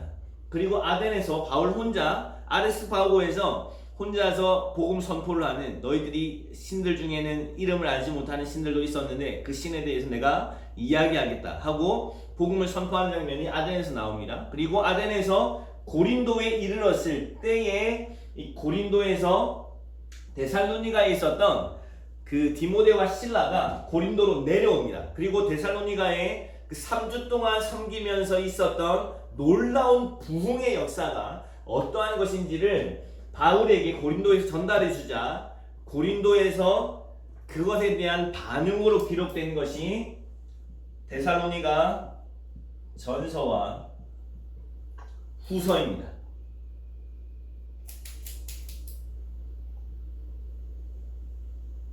데살로니가 전서와 후서가 이때 2차 전도 여행 시에 고린도에서 기록이 됐습니다. 데살로니가 교회에, 여러분 데살로니가 전서 1장을 읽어보면요 아주 놀랍습니다. 여러분 사실은 바울 서신에서 그렇게 교회를 칭찬하는 것에 대해서 별로 유래를 찾아볼 수 없을 만큼 내가 너희에게 사실은 더 이상 할 말이 없다. 우리가 어떻게 너희에게 들어갔으며 너희가 어떻게 복음을 받았으며 우상을 떠나고 회개하였으며 주의 다시 오심을 주의 강림을 간절히 기다리는지 내가 이 마게도냐와 아가야 지역에 있는 모든 사람들을 통하여 내 귀에 들리고 있다 라고 이야기할 만큼 데살로니가에 있었던 부흥은요 전체 마게도냐와 아가야 지역까지 다 소문이 났을 만큼 놀라운 부흥이 일어났다는 사실을 데살로니가 전서를 보면 알 수 있어요. 그리고 그들은 부분적으로 복음을 받은 것이 아니라 복음을 받고 그 끝날을 바라보고 있었어요. 주의 강림하심이 곧 임할 것처럼 기다리고 있었어요. 그래서 데살로니가 전서와 후서의 많은 주제 중에 하나는 주의 강림에 대한 이야기입니다. 주의 다시 오시는 때가 지금 당장 있을 건 아니야. 그렇기 때문에 게으르지 말고 열심히 일하고 먼저 죽는 자들에 대해서 의심하지 말어. 이렇게 권면하고 있는 것이 데살로니가 전후서의 주제인 것을 알게 되어지죠. 그리고 고린도에서는 1년 6개월을 머물면서 만났던 사람이 누구입니까? 1년 6개월 동안 머물게 되어집니다. 그리고 만났던 사람이 브리스길라와 아굴라를 여기서 만나게 되어져요. 그들은 아마 브리스길라는 로마 사람이었고 아굴라는 유대인으로 알려져 있는데 이 두 사람은 글라우디오 때에 글라우디오 황제가 유대인은 다 로마에서 나가 이렇게 결정하면서 고린도에 정착하게 되어졌던 사람들이었습니다. 바울과 함께 직업이 똑같았기 때문에 바울과 함께 사역한 것으로 알려져 있고 에베소로 가게 되어졌을 때 1년 6개월이 마치고 에베소로 가게 되어졌을 때 바울은요 브리스길라와 아굴라를 데려갑니다. 그리고 데려가서 에베소에 브리스길라와 아굴라를 정착시키고 이때 에베소에서 브리스길라와 아굴라가 만났던 사람이 아볼로라는 사람이었던 거예요. 아볼로는 성경에 능통한 자였으나 그러나 예수님이 그리스도라는 사실을 복음의 핵심을 빼놓고 가르치는 것을 보고 브리스길라와 아굴라가 아볼로를 데려다가 이 복음의 진수를 가르칩니다. 십자가의 복음을 가르치고 난 후에 이 에베소에서 아볼로가 어디로 갑니까? 고린도로 가는 거예요. 고린도에는 지금 지도자가 없기 때문에 아볼로가 고린도로 가서 고린도 교회를 섬기게 되어집니다. 이해가 되시죠? 아멘. 그리고 이 고린도 교회에서 발생한 문제가 무엇입니까? 파당 문제, 분쟁 문제였던 거예요. 누구는 게바파, 누구는 바울파, 누구는 아볼로파, 누구는 그리스도파, 네 가지의 파로 나뉘었던 것이 바로 아볼로가 갔던 그 시점에서 일어나게 되어지는 분쟁이었어요. 아볼로도 상당히 탁월한 사람이었기 때문에 아볼로 파가 생길 만큼 분쟁이 일어났습니다. 그러나 이 분쟁을 아볼로는 중지하지 못했고 고린도 전서를 쓸 시기에 아볼로는 다시 에베소로 돌아와 있습니다. 그래서 고린도 전서 16장에는 아볼로에 대한 이야기가 고린도 전서 16장에 나와 있습니다. 3차 전도 여행 시기 때 다시 한번 말씀드릴게요. 자, 그래서 이 두 번째 전도 여행의 주제가 무엇일까요? 그것은 하나님은 복음의 확장을 원하신다는 것입니다. 자, 이 검은 글자는 사람의 계획을 의미하는 것이며 이 붉은 글자가 하나님의 계획을 의미하는 것입니다. 그러므로 하나님의 계획 앞에 우리가 순복하고 순종하게 되어질 때 하나님은 놀라운 복음의 확장에 대한 계획을 가지고 계시는 거예요. 이 한 지역에 머무는 것이 아니라 복음의 확장에 대하여 계획을 가지고 계시고 바울 역시 마찬가지로 그런 확장에 대한 계획을 가지고 에베소에 브리스길라와 아굴라를 두게 되었습니다. 그리고 3차 전도 여행 때 첫 번째로 방문하게 되어지는 곳이 바로 이 에베소라는 곳이며 에베소를 중심으로 하는 것이죠. 사역을 하고 오게 되는 것입니다. 자, 이제 보세요. 1차 전도 여행을 마치고 갈라디아서를 썼습니다. 2차 전도 여행 시에 데살로니가 전후서를 썼어요. 이렇게 뭐랄까요? 암기하시면 참 좋을 것 같은데요. 제가 영상을 유튜브에 올릴 것이니까 이거 좀 지워도 괜찮겠죠? 네. 자, 바울의 열세 서신을 이렇게 외우시면 좋습니다. 자, 1차 전도 여행을 마치고 쓴 서신이 한 권, 갈라디아서. 2차 전도 여행을 마치고 쓴 서신이 몇 권일까요? 2권. 데살로니가 전서와 후서. 3차 전도 여행 시에 쓴 서신이 몇 권일까요? 자, 이 원칙대로 가면 어렵지 않는데, 자, 1차 전도 여행 마치고 한 권, 2차 전도 여행 마치고 2권, 3차 전도 여행 마치고 몇 권? 3권. 고린도 전서, 후서, 로마서. 자, 3권. 자, 4차 전도 여행이라고 이야기할 수 있을 만큼 힘들게 로마로 갑니다. 자, 로마에 가서 1차 로마 구금, 1차 로마 구금 때 쓴 서신이 몇 권일까요? 4권입니다. 4권. 우리가 옥중 서신이라고 알고 있는 빌립보서, 에베소서, 골로새서, 빌레몬서. 자, 그러니까 굉장히 외우기 좋죠? 하나하나, 둘둘, 33, 44예요. 굉장히 외우기 좋죠? 자, 이렇게 하면은 총 몇 권이에요? 3권, 6권, 총 10권 썼죠. 나머지 3권이 1차 구금 후에 쓴 편지로 목회 서신이라고 알려져 있는 디모데전서, 디모데후서, 디도서. 저는 뭐 이 말을 별로 좋아하진 않습니다만은 이렇게 분류가 되어 있으니까 목회 서신, 이거는 옥중 서신이라고 분류가 되어 있죠. 자, 이렇게 되면 13권이 다 나오는 거예요. 이렇게 보니까 굉장히 외우기가 좋죠? 아닌가요? 네. 자, 1차 전도 여행 끝나고 쓰여진 것이 갈라디아서, 2차 전도 여행 2권, 데살로니가 전후서, 3차 전도 여행 3권, 고린도 전후서, 로마서, 4차 1차 구금 후에 1차 구금 때에 옥중 서신으로 빌립보서, 에베소서, 골로새서, 빌레몬서, 그리고 1차 구금 후에 쓰여진 서신이 디모데 전후서, 디도서, 목회 서신이라고 불리웁니다. 그러나 우리가 가지고 있는 성경에는 시간의 순서대로 수록되어 있는 것이 아니라 분량의 순서대로 수록이 되어 있기 때문에 로마서, 고린도 전서 이런 순서로 기록이 되어져 있고 제일 마지막에 빌레몬서가 기록이 되어져 있습니다. 이것이 바울 서신 총 13권, 13권을 간단하게 좀 살펴볼 수 있는 이야기라고 생각이 되어집니다. 자, 3차 전도 여행을 아직 시작하지 않았는데요. 오늘은 한 10분 정도만 더 시간을 할애해 주실 수 있으시면 오늘 아무래도 사도행전을 4번째 시간까지 가기는 너무 무리가 있지 않습니까? 그래서 오늘 어찌됐든 3차 전도 여행까지 마무리하도록 하겠습니다.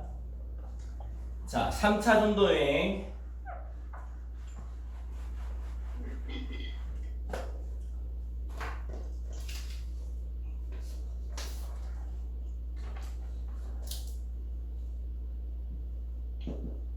(3차) 전도 여행은 자 19에서 20장 성경을 자세하게 보지 않으면 3차 전도 여행이 어떻게 시작됐는지를 놓칠 수 있을 만큼 그 시작이 명확하지가 않습니다.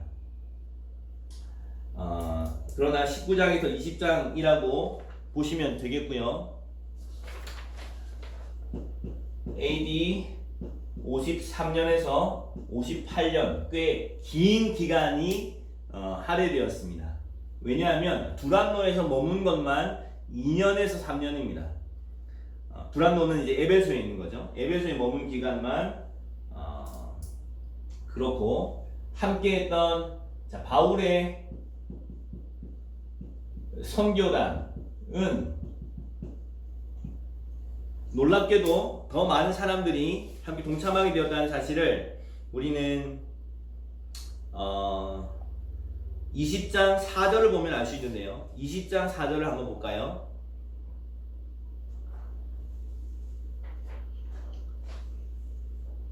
이건 돌아갈 때의 이야기지만 바울과 함께 했던 사람들이 아주 많다는 사실을 알게 되죠.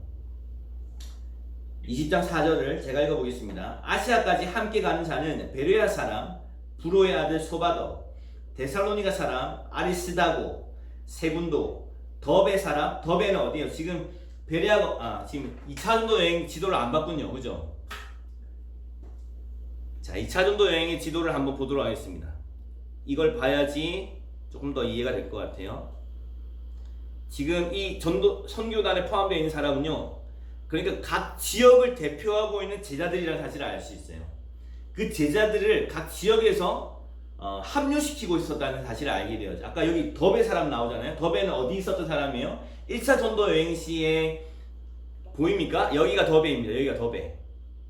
근데 이 더베에 있는 사람과 베레아에 있는 사람, 데살로니가에 있는 사람, 그러니까 각 교회들마다 바울은 사람들을 헌신시켜서 선교단에 포함시키고 있었던 것입니다. 자, 2차 전도 여행을 한번 보겠습니다. 수리아 안디옥에서 더베로 갔다가 루스드라에서 디모데를 합류시킵니다. 그리고 비시디 안디옥으로 갔다가 부르기아 지역을 지나 무시아로 갔죠. 그리고 무시아 지역에서 드로아로 갑니다. 눈으로 따라오고 계시죠? 이 드로아에서 어디로 가기로 했다고요? 비두니아, 그 북쪽으로 북쪽에 비두니아가 있죠. 위쪽에. 그리고 아시아 지역에서도 말씀을 전하지 못하게 하셨어요. 그래서 드로아에서 보게 되는 것이 마게도냐의 환상이었던 거죠. 그 마게도냐는 바로 이 지역입니다. 네아폴리로 가는 이런 배를 타고 이동해야 되는 유럽으로 건너가게 되어진 거죠. 이 빌립보라고 하는 곳에서 이 루디아와 간수를 만나게 되고 핍박이 있어서 데살로니가로 이동합니다. 데살로니가에서는 새 안식을 머물게 되었는데 디모데와 실라를 잔류시켜 놓고 자신은 그 아덴으로 피신하게 되죠. 그러니까 아마 베레아에서 실라와 디모데는 데살로니가로 돌아간 것으로 알 수 있습니다. 아레오파고에서 전도를 하고요. 아덴에서 고린도로 넘어가서 1년 6개월을 거기서 머물면서 브리스길라와 아굴라를 만나고 그리고 데살로니가 전후서를 여기서 기록합니다. 그리고 난 후에 갱그레아로 가서 머리를 깎고 갱그레아 사람으로 유명한 사람이 있죠. 성경에 등장하는 기억나십니까? 베베라는 사람입니다. 갱그레아의 여성도 베베가 나중에 로마서를 가지고 로마를 방문하게 되어지는 그 베베가 이 갱그레아 출신이죠. 그리고 에베소로 돌아와서 브리스길라와 아굴라를 여기 남겨놓습니다. 남겨놓고 자신은 가이사랴를 통해서 예루살렘으로 돌아오게 되어지는 이것이 2차 전도 여행입니다. 자, 3차 전도 여행은 굉장히 재밌습니다. 그래서 아까 우리 20장 4절을 보면요. 아시아에까지 함께 가는 자는, 아시아는 어디라고요? 여기 아시아, 이 지역 보이죠? 아시아까지 함께 가는. 그러니까 지금 바울은 어디 있냐면 고린도에 있는 거예요. 고린도에서 아시아 지역으로 함께 가는 사람들은 누구냐면 베레아 사람 브로의 아들 소바더, 데살로니가 사람 아리스타고, 세군도, 더베 사람 가이오, 디모데와 아시아 사람 두기고와 드로비모라. 이 사람들 중에는 많은 사람들이 아마 에베소에서 2년 동안 바울이 양육했던 제자들이었을 거라고 짐작해 볼 수 있습니다. 그러니까 이 제자들을 데리고 바울은 선교 여행을 떠난 것이죠. 자, 3차 전도 여행을 한번 보겠습니다. 3차는 다소를 지나 더베, 이고니온, 2차 전도 여행과 똑같이 진행이 되다가 에베소를 기점으로 에베소에 대한 기록이 많이 나와 있죠.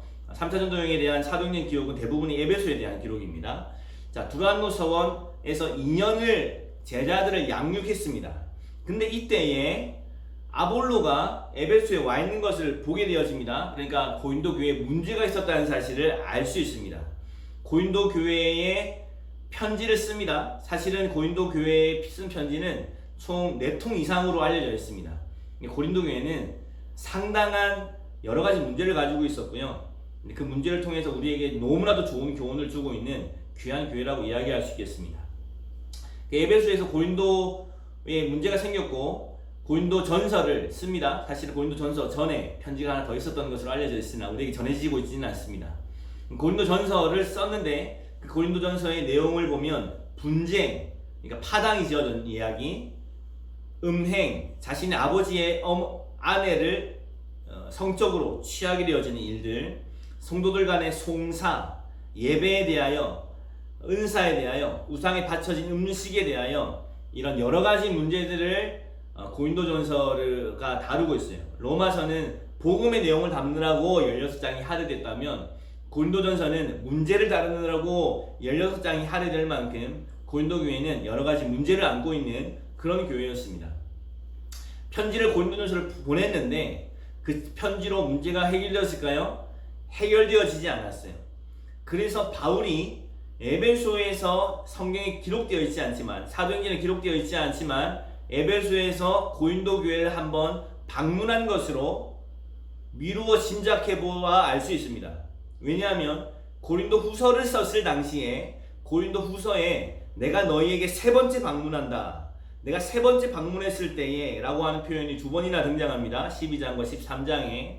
그것으로 보았을 때 2차 전도 여행 때 고린도 방문을 한 것이 처음이라면 2차 전도 여행과 3차 전도 여행 사이에 중간에 고린도를 한 번 더 방문했었을 거라고 짐작해 볼 수 있습니다. 고린도 전서를 썼고 고린도 교회 문제가 해결되어지지 않았습니다. 그래서 바울은 너무나도 근심했습니다. 에베소에 있는 이 2년 동안에 고린도 교회를 향한 안타까운 마음이 있었습니다. 그래서 한번 다녀왔을 것입니다.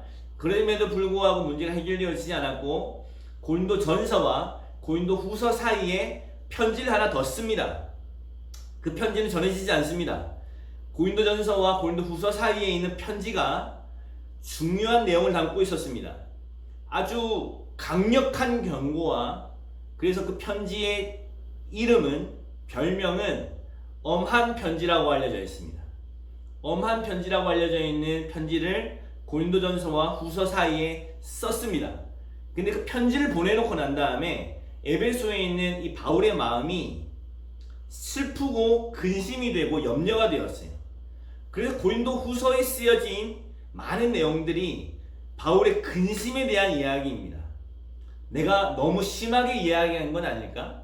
내가 이야기한 걸 통해서 회개할 수 있을까? 라고 하는 근심을 가지고 있었고, 당연히 그 편지를 가지고 갔던 디도를 바울은 간절히 기다리고 있었습니다. 이런 이야기가 사도행전에는 없죠. 어디에 있습니까? 고린도 후서에 있습니다. 그리고 고린도 후서에 있는 이야기를 보면 디도를 간절히 기다리고 있는데 디도가 오지를 않는 거예요. 마음이 조급해졌습니다.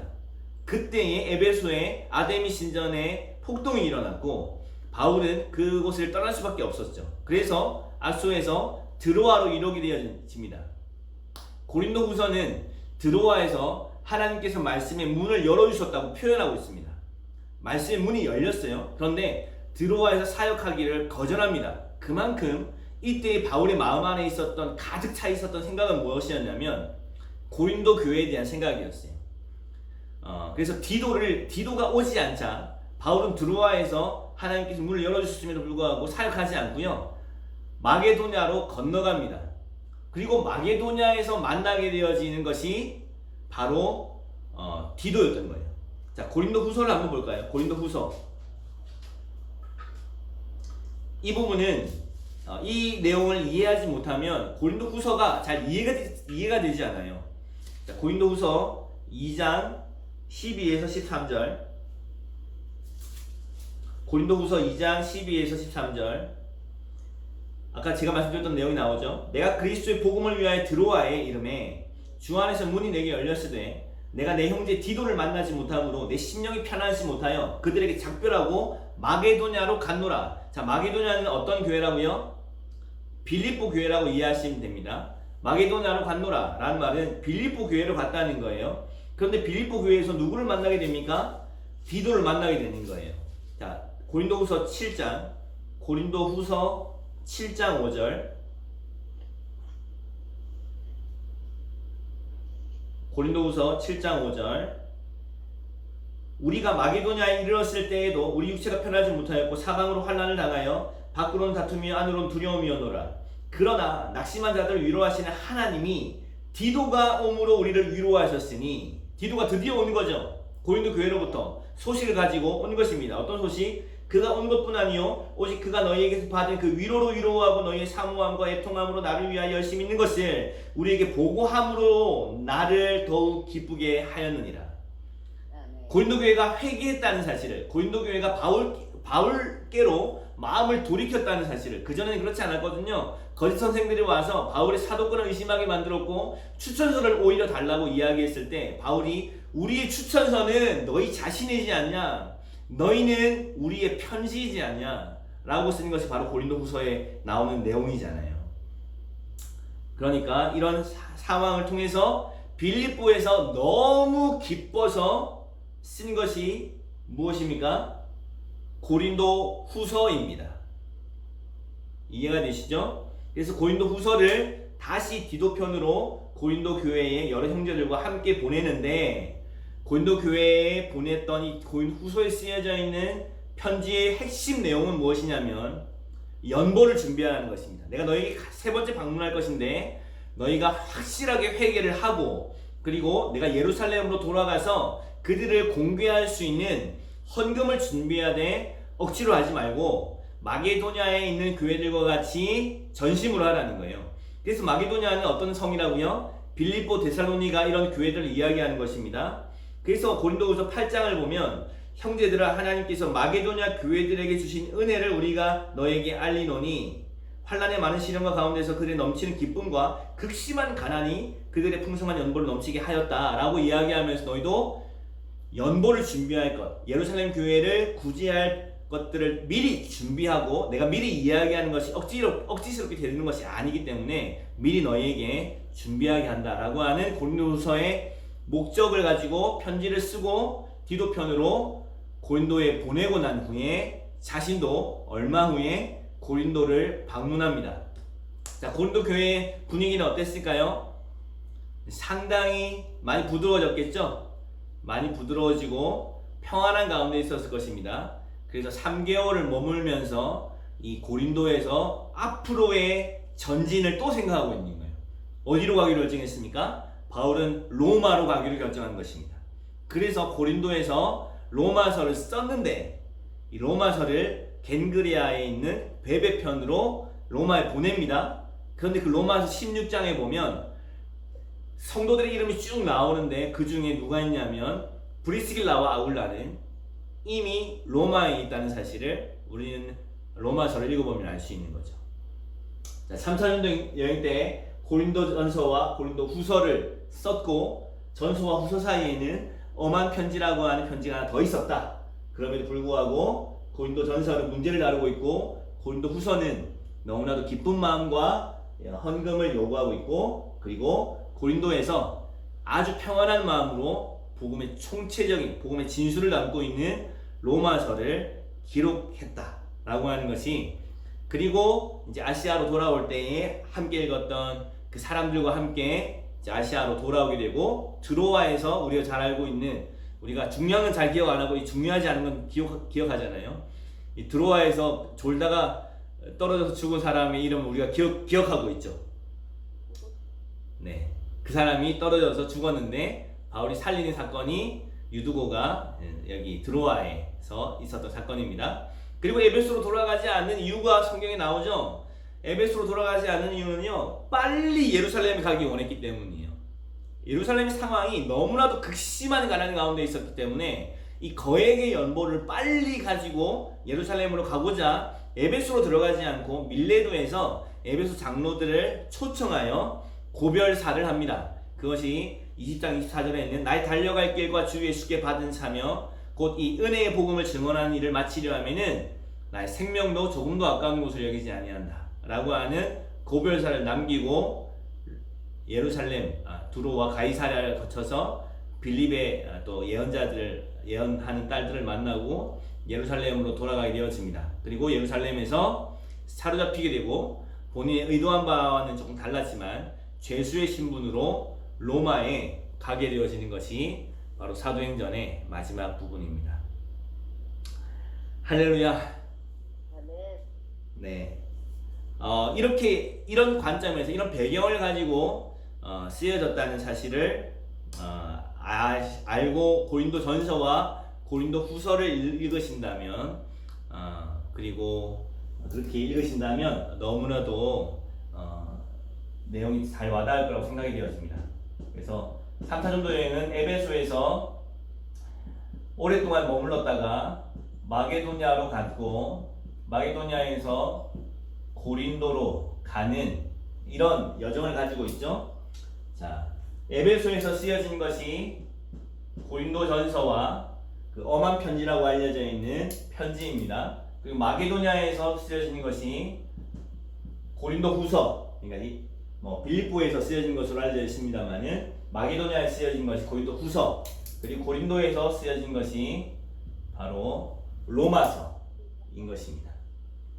그래서 바울은 이 모든 일들을 마치고 예루살렘으로 돌아가게 되어지고요. 예루살렘 돌아가게 됐을 때 21장에 예루살렘 성전에서 결례를 행하려고 올라갔지만 야고보의 말을 듣고 결례를 행하려고 올라갔지만 예루살렘에서 잡히게 되어집니다.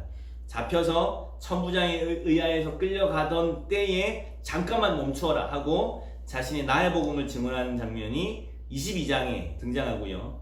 23장에는 예루살렘 공의회, 그리고 24장에는 벨릭스 총독, 그리고 25장과 26장에는 베스도 아그리파 왕 버니게 앞에서 세 번의 재판을 당하죠. 누가는 상징적으로 이것을 바울의 이 여정을 예수님과 비교하고 있다는 사실을 여러 가지 면에 있어서 학자들이 증언하고 있습니다. 예수님도 세 번의 재판을 받으셨잖아요. 유대인들에게, 헤롯에게, 그리고 빌라도에게.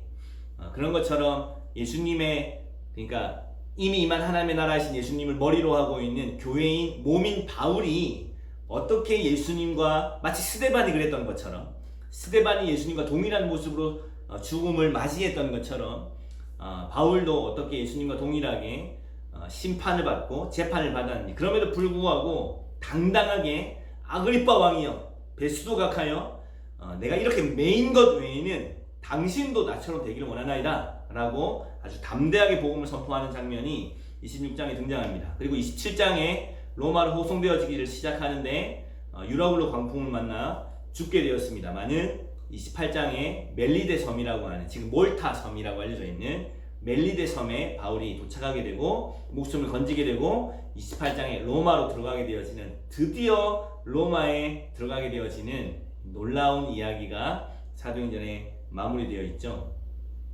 하나님은 무슨 이야기를 우리에게 하고 싶으신 걸까요? 여러분, 고난이 있습니다. 3차 전도행을 마치고 예루살렘으로 들어가려고 할 때요, 성령께서 이야기하세요. 성령께서 하나님의 사람들을 감동하여 이르시되 고난이 있을 거라고 이야기하셨어요. 그렇지만 바울은요, 2차 전도여행과 상당히 다르잖아요. 2차 전도여행은 내 뜻이 있었고 하나님의 뜻이 있었는데 내 뜻을 포기해야만 하나님의 뜻을 따라갈 수 있었거든요. 그런데 3차 전도여행을 마치고 나서는요, 하나님의 뜻이 고난이 있다고 이야기하는 거예요. 그래서 사람들이 가지 말라고 했어요. 그런데 바울의 뜻이 고난을 뛰어넘어 버린 거예요. 할렐루야. 그래서 제자들의 만류를 거절합니다. 너희가 어찌하여 울어 내 마음을 근심하게 하느냐. 나는 예루살렘에 가서 고난을 받는 것은 물론이고 죽을 것도 각오하였노라 라고 이야기하자, 그때 성령이 감동이 되었던 아가보, 이런 선지자들이 있었음에도 불구하고 그걸 다 거부하고 고난을 돌파해내는 정말 교회의 강력한, 그리고 예수 그리스도의 모습을 바울을 통해서 보여주신 것이죠. 할렐루야. 그래서 우리 마지막으로 사도행전 28장 마지막 절 말씀을 한번 읽어보겠습니다. 사도행전 28장 마지막 절.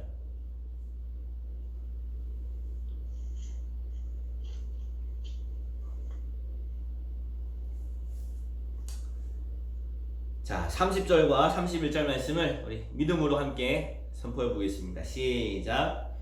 바울이 온 이태를 자기 셋집에 머물면서 자기에게 오는 사람을 다 영접하고 하나님의 나라를 전파하며 주 예수 그리스도에 관한 모든 것을 담대하게 거침없이 가르치더라. 아멘. 자, 여기에 누가의 가장 강력한 주제인 하나님의 나라가 등장하죠. 하나님의 나라와 주 예수의 그리스도에 관한 모든 것을 담대하게 거침없이 가르치더라. 로마에 갔는데요, 바울을 찾아왔던 유대인들이 어떤 사람들은 믿고 어떤 사람들은 믿지 않아요. 약간 뜨뜻미지근한, 이렇게 우여곡절을 겪고 고난을 겪고 로마에 갔으니 대단한 부흥이 일어날 거라고 기대할 수 있지 않습니까? 그런데 부흥이 일어나지 않았어요. 근데 바울은 실망했을까요? 실망하지 않습니다. 여전히 그는 거침없이 담대하게 복음을 선포하고 있는데, 그 이유는 무엇이냐면 로마가 바울의 종착지가 아니었기 때문이에요. 로마서를 읽어보면 로마서를 쓴 목적이 나오는데, 그 목적 중에 하나는 무엇이냐면 로마 교회가 바울 자신을 서바나, 스페인 땅끝까지 보내어 주기를 원하는 마음 때문이었어요. 그러니까 바울은요, 항상 무엇을 생각했냐면 복음의 확장을 생각했어요. 세계복음화, 하나님 나라의 부흥과 선교 완성, 이 복음의 확장을 위하여 로마도 그의 마음을 담아놓을 수가 없었어요. 그는 죄수의 신분이었으나 그는 복음의 확장을 꿈꾸고 있었던 것을 봅니다.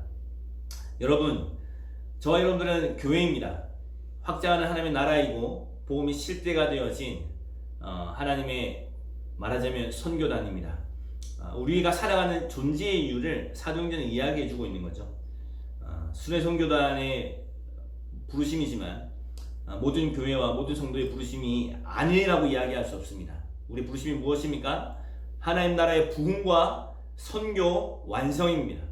그것을 위하여 오늘도 우리는 존재하고 있으며 그것을 위해서 우리는 복음을 선포해야 하는데, 먼저는 기도의 자리로 나아가십시다.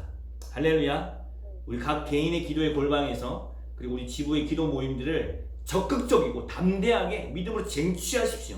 사단은 우리가 기도의 자리에 나가지 못하도록 막아설 것입니다. 제가 기도에 대한 말씀들을 구절들 찾아보았는데요, 장절만 제가 지금 말씀드릴 테니까 혹시 다시 듣기 원하시는 분들은 유튜브에 가셔서 반복적으로 들으시면은 장절을 받아 적으실 수 있으실 거예요. 제가 지금 그냥 말씀드릴게요. 1장 14절, 2장 24절, 아니다. 다시 1장 14절, 1장 24절, 2장 42절, 3장 1절, 4장 24, 31절, 6장 4, 6절, 7장 59, 60절, 8장 22, 24절, 9장 11, 40절, 10장 2, 4, 9, 30, 31장, 31절, 11장 5절, 12장 12절, 13장 2, 3절, 15장 23절, 16장 13, 16, 25절, 20장 36절, 21장 5절, 22장 17절입니다. 무려 기도에 대한 직접적인 언급, 간접적인 언급도 있는데 직접적인 언급만 30절이 넘습니다. 여러분 기도로 하나님이 일하십니다. 할렐루야. 우리가 함께 기도할 때 주님이 성령이 우리 가운데 임하실 것이며 성령이 우리를 충만하게 하실 때 우리는 복음을 선포할 것입니다. 다만 고난이 없을 거라고 생각하지 마십시다. 고난이 있을 것입니다. 환난과 핍박이 있을 것입니다. 그러나 그것을 통하여 복음이 확장되어진다는 사실을 우리가 예수 그리스도의 십자가 안에서 발견하고 바울의 삶을 통하여 발견하는 것처럼 저와 여러분들이 살아가는 그 이유조차도 우리의 고난과 우리의 박해를 통하여 고통을 통하여 복음이 모든 열방 가운데 이르게 되어지는 그 일을 우리는 맞이하게 될 것입니다. 한 가지만 기억하십시다. 바울이 고난 가운데 있을 때 하나님이 언제나 그와 함께 계셨다는 사실을 사도행전은 이야기하고 있어요. 주께서 바울 곁에 서서 이르시되 네가 예루살렘에서 나의 일을 증언한 것과 같이 로마에서도 증언하여야 하리라. 어젯밤에 내 곁에 서신 하나님의 사자가 나에게 말씀하시되 우리 중에 누구도 목숨을 잃지 않을 거라고 내게 말씀하셨습니다. 바울은요 언제나 주님과 함께 동행했어요.